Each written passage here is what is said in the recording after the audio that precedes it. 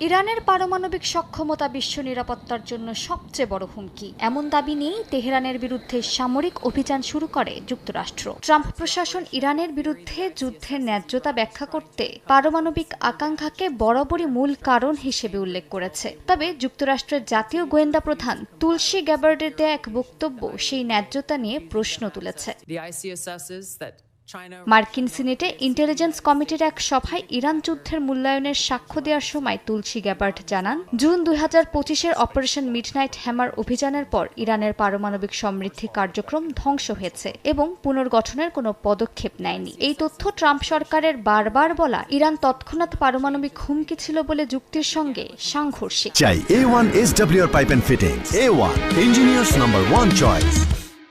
Over the past year, Gabbard তার সাক্ষ্য গ্রহণে এই অংশটি সরাসরি পড়েননি, যা নিয়ে সিনেট সদস্যরা প্রশ্ন তোলেন। সিনেটর মার্ক ওয়ার্নার মন্তব্য করেন, এটি মার্কিন প্রেসিডেন্টের অবস্থানের বিরোধী অংশ, যা উপেক্ষা করা হয়েছে। সম্প্রতি গ্যাবার্ডের সহকর্মী জো কেন্ট পদত্যাগ করার সময় এক চিঠিতে জানিয়েছেন, ইরান যুক্তরাষ্ট্রের জন্য কোনো হুমকি ছিল না। এই পদত্যাগও ট্রাম্প সরকারের পারমাণবিক হুমকির ভিত্তিতে যুদ্ধের যুক্তিকে চ্যালেঞ্জ করেছে। গ্যাবার্ড ট্রাম্পের পক্ষে অবস্থান নিয়ে বলেন, প্রেসিডেন্টই জাতীয় হুমকির বিষয়টি নির্ধারণ করেন এবং প্রয়োজনীয় পদক্ষেপ নেন।